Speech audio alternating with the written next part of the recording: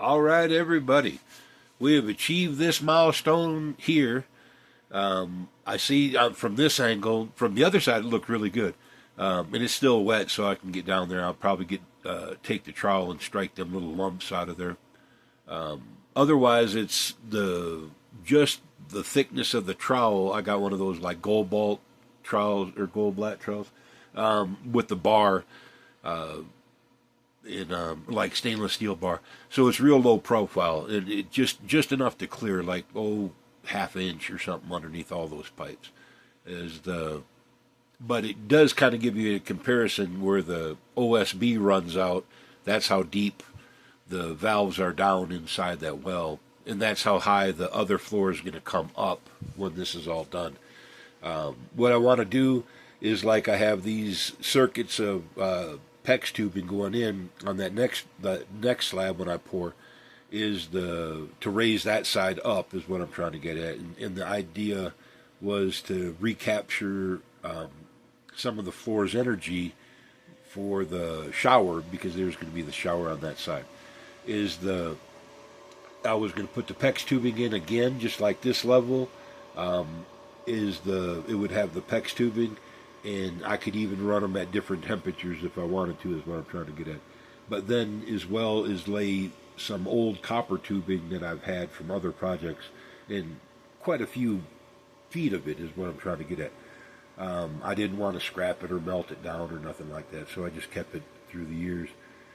But I have, a bunch. Enough when you could put almost like ice cold water into the circuit. And these floors right now are right there, about 75 degrees, 74.6 and 74.9. This is coming out of the slab, that's going back into it. I've not charged today. I've just been hitting it and missing it kind of thing, and doing other stuff is what I'm trying to get at, like that.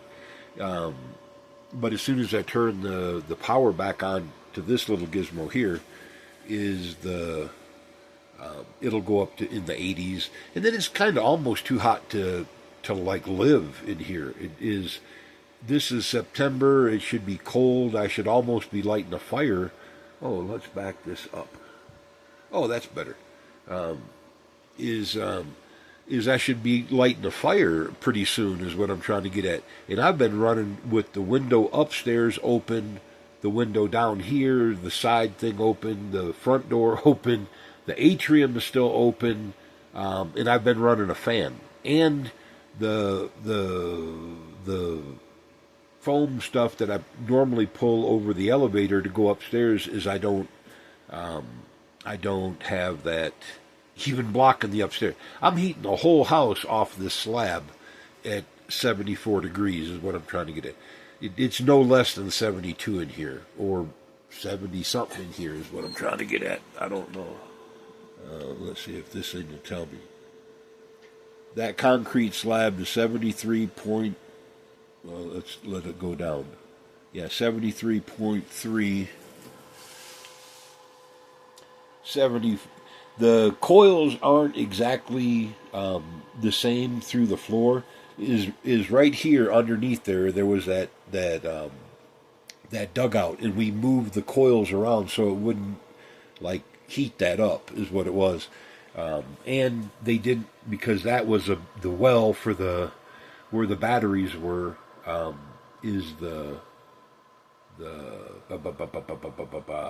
Oh, that was all open just a few days ago is what I'm trying to get at. If you've not seen the videos, I'm trying to explain it for everybody. Keeping it simple is what I'm trying to say. I did find some big 2-gauge wire. Repurposing, we'll clean it up, take the ends off, make the ends exactly what we need for the new big inverter, and it'll drop down and tie in. I'm probably going to do a strap system like this between the batteries. This was on lead acid. They're just nasty, y'all. Avoid lead acid in any kind of off-grid solar. That's all I can say. But when you got the copper and you don't want to like expend more copper, you just reuse them. And so I cleaned them all up, and then I put a new shrink wrap sleeve on it, and it's just hooked, so it's hooked up real, like a lot, as many amps as it can take. This will never, you'll never hear it whine or do anything weird. It's getting as much as it can. The reason I do it with this kind of a battery, or even without a breaker, I would never do this without breakers, y'all, is what I'm trying to get at, is there's a breaker button right here, and you can click it on and then turn it on. This is one of those, let's see if I hit that button right. There we go. This is like one of them jackeries on steroids.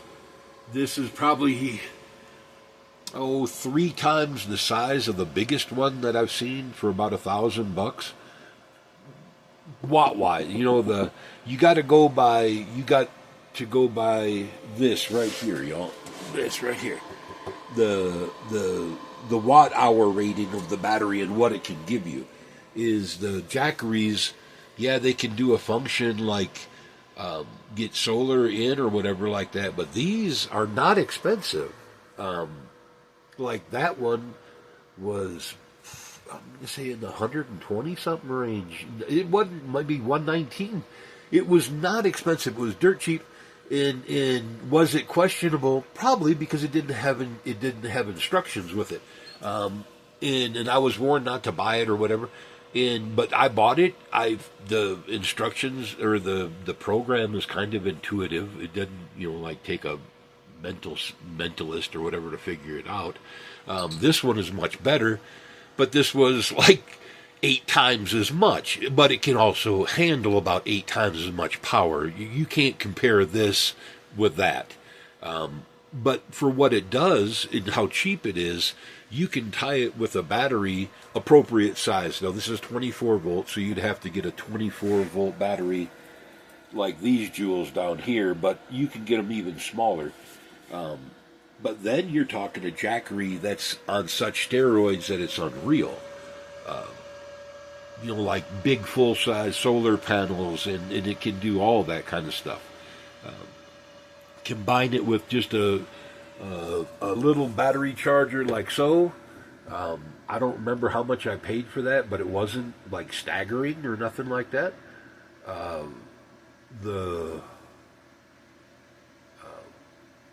I just don't remember is what I'm saying, but it's a good one. I can tell you it's good. It does the battery really well, because this battery has Bluetooth, so I can watch it while it's charging it. Excellent charger. And they make them in all different sizes, like 12 or 14, then you'd have 26, and then the 56 for the big one. They got them all. So I can recommend this. Don't get no promotion. They don't help me. They don't provide me nothing. Good product is what I'm trying to get at. The batteries are just as good. I've not had any issues of like lack of power or not getting to the rate or whatever like that. Have I ever done like a complete burn rate test? No, I don't. But I can go by. There's other things you can go by, but other than just trashing on your batteries is what I'm trying to get at. And does it hurt them? Really? No, it don't. That's what they're built for. But do you need to do it? No, not really. It's kind of like it's like with lead acid. Can they provide more cold cranking amps than lithium? Yeah, they can. Okay, that's the deal. If you have a cold crank application, you got to adjust the lithium battery, and you got to adjust what it can provide is what I'm trying to get it. Balance it out. And normally by going to a higher voltage is what would help in almost all the examples.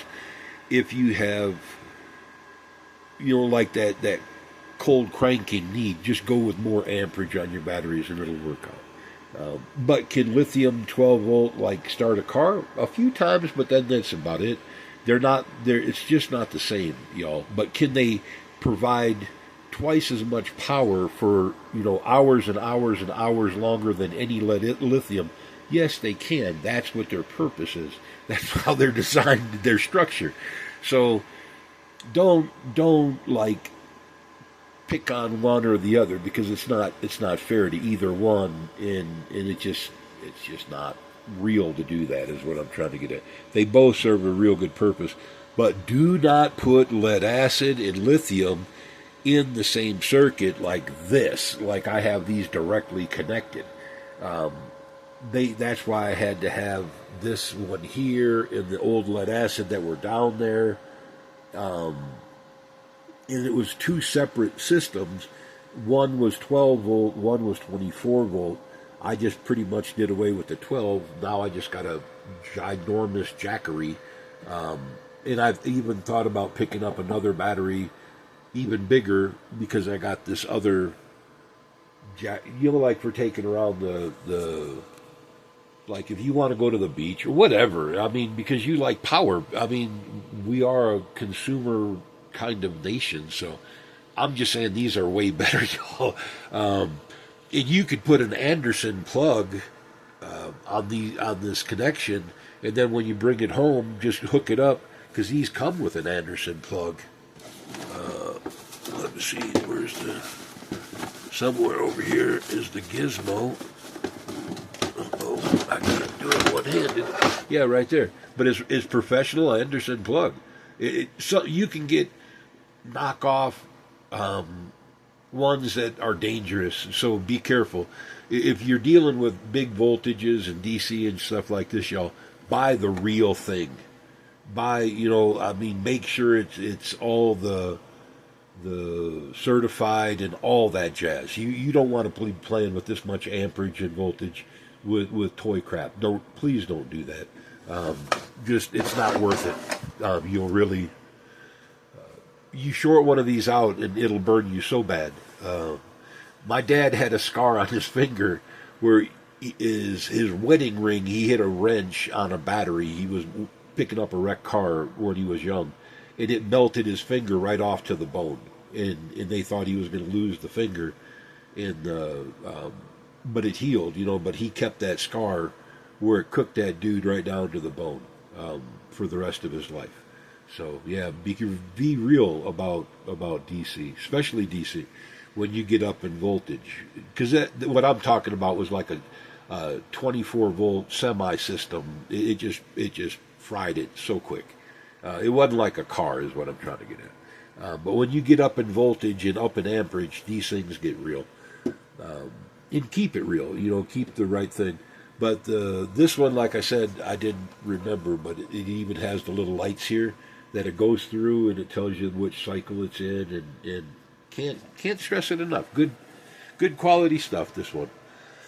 And way cheaper than, like, total, even with the battery, not that battery charger, but a battery charger. You're not talking $600 for something that's 3 times the size of the biggest jackery I've seen for $1,000. It's like a no-brainer. If you're doing this off-grid in a van, or off-grid in a camper, or off-grid in your cabin or whatever like that, this would be a better option than jackeries by a lot, by like threefold. Cheaper and a lot more power. And if one component fails, you just take it out and replace it. It's not a big thing. And if you're going to do like these here where this is angled, you can take the same, and this is just nothing more than copper K-pipe, the hard pipe, and I pound it flat, and then I mold it into whatever I want. But it is hard. Like, you're going to need like big pliers, not little ones, big pliers, or what do you call that? A vise or something like that to do it. And if you're going to do compound, like these left them wrinkles in there because I bent it after I put the sleeve on, because this size just was barely. I didn't think it would go on otherwise, is what I'm trying to say, but it messed it up. I heated it again, and the wrinkles went away, but now they're back. So I don't think it's gonna. It's not like leaking. You couldn't get shocked or whatever. It's not. It's not like nicked or tore up or nothing. But what I was saying is, if you got to do like flat to these, is definitely just get the bigger size shrink tube if you have to, Get all your bends in first, and then put the shrink tube over. It will go down like 3-to-1. Make sure you get the right tube. Get like 3-to-1 shrink with that sticky inside. You know, it makes a professional. I don't know if y'all can see that. It makes a professional wrap. Is what I'm trying to get at. You can't complain about that. And it's not expensive. That's the thing. It's like, I don't know, $8 a roll or something like that. I'll have to find a package and show y'all. But pretty cool stuff in my opinion. Just in my opinion, it works. And you can, like here, you can't really tell, but I had to nick it and cut it underneath. And it doesn't even affect the top because it's glued down. It's like vulcanized down. And I had to do the same for the other one. Really handy is what, for as far as high, not really high amperage is what I should meant to say. Not high voltage, but high amperage draws. It works really good. Okay, and what else are we doing? I don't know. I don't know, y'all. Is I think I'm done. Is today they say the breakers are going to come. It was supposed to be tomorrow, but hey, it's a win for me. Then that's all I've been waiting for. There was no reason to move them and do all the work without having the breakers put in when I do it. And then that way all the batteries will be like this one with a button. But it'll be an external button. It'll just be a 300 amp breaker switch in there. But it makes them safer. I mean, that's the whole thing. Here, my breaker switch is that alligator clamp. If I unlock it, that separates two batteries from the other two right from the get-go. Cuts the system in half for right now.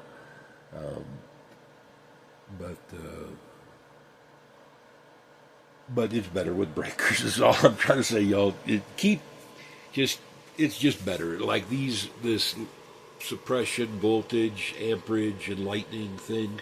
Can't stress stuff like that enough. And it's all wired into the new panels out there. No, my panels didn't come, and I think they're going to cancel the order, and I'm going to have to reorder somewhere else.